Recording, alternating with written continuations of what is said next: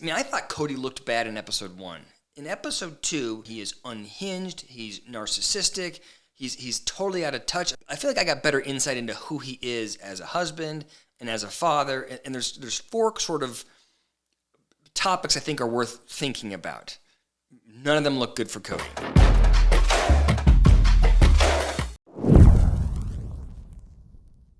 I thought it was really interesting to hear Kody talk about how distressed he is to lose Christine.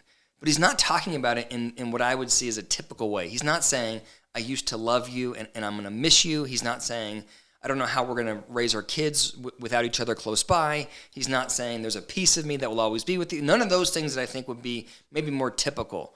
What he's saying is, I'm worried you're going to find somebody else and that person's going to take my money. I'm worried I'm not going to look manly in front of the other wives. I'm worried you're going to go around the country talking negatively about me.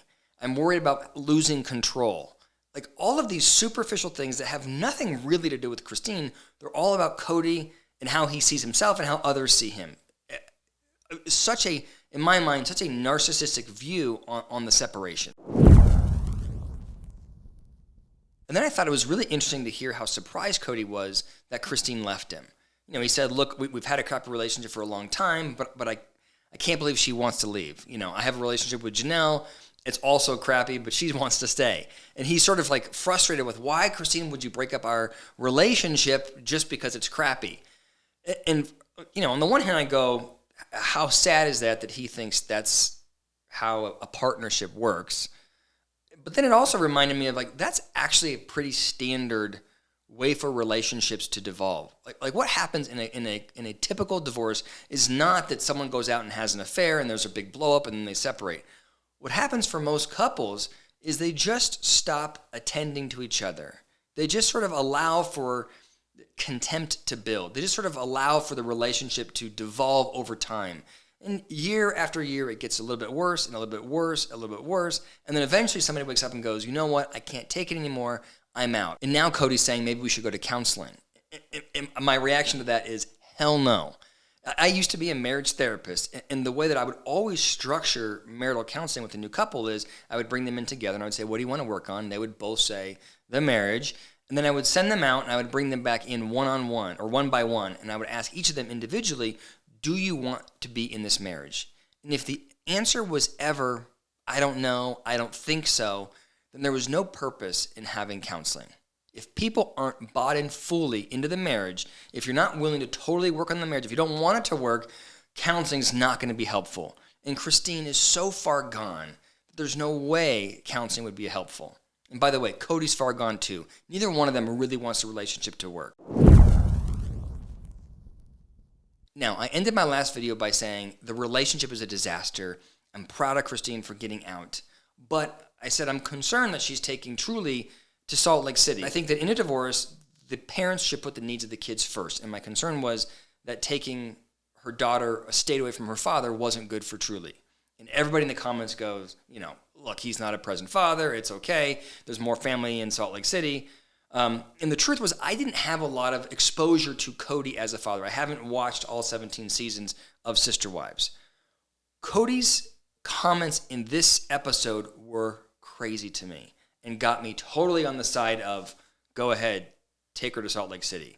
I mean, him talking about how he doesn't ever go hiking or kayaking with Christine and her kids because he's got things to do. He doesn't understand, well, you're doing it for the kids. You're doing it to build a relationship with your children. He hires a babysitter or a nanny to take care of Robyn's kids because he doesn't want to babysit his own children because he can make more money working, right? I can pay a babysitter $20, he says, and I can make $200 an hour doing my business. And it's like, it's such a distorted way of looking at parenting.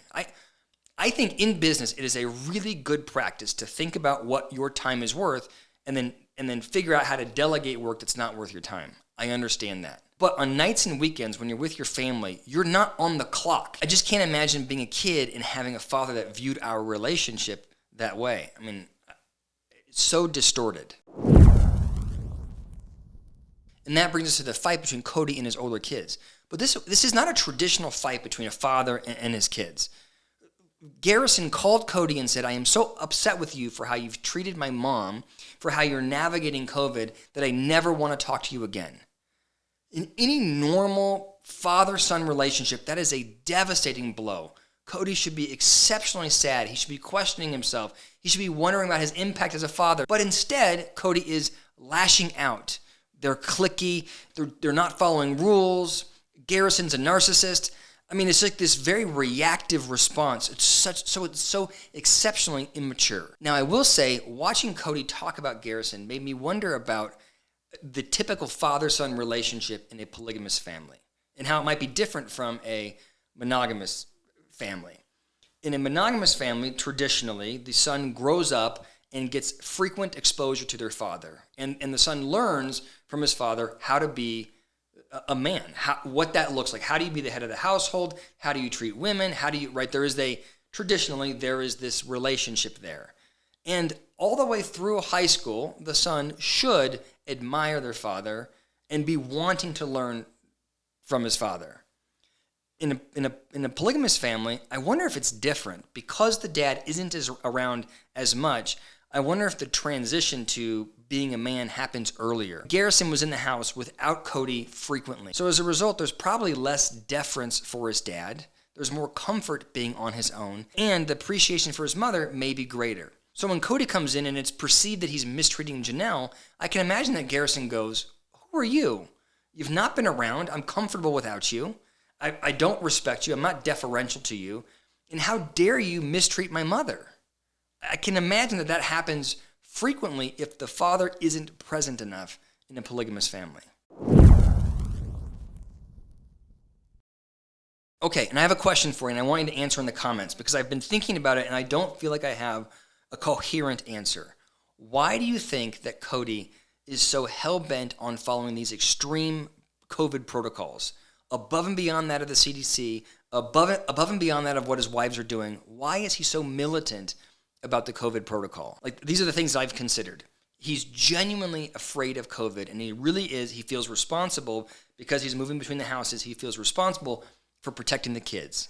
Is that story true? Another option is he just wants more time with Robyn. That's the house he feels the most comfortable in, and COVID is a great excuse to not travel around, so he stays with Robyn and claims it's the COVID protocol. Or is it that, and this is the one I'm leaning towards, is it that he got scared like we all did initially? He got scared and he goes, "You have to follow the rules." And people pushed back.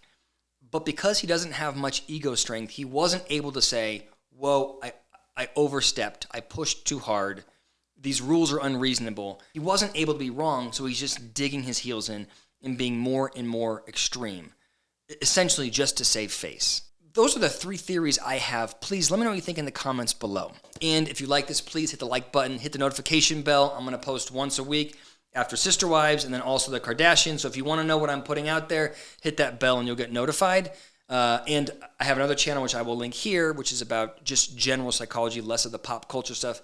But if you're interested, you can see that there. Thank you so much for listening.